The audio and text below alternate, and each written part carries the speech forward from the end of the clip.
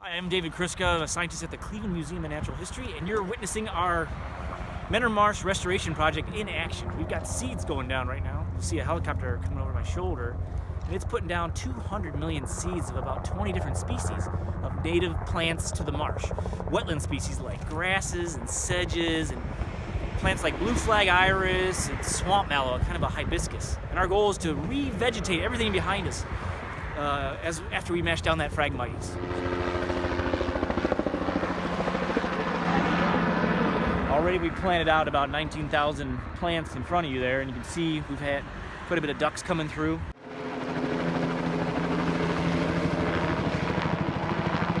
One of the ones we want to put down is marsh milkweed, or swamp milkweed. We want to take this from the biggest stand of Phragmites in the state of Ohio to the biggest stand of marsh milkweed in the state of Ohio for monarch butterflies. So what you see today, in a few years, is going to look drastically different as it starts to green up and we do our restoration.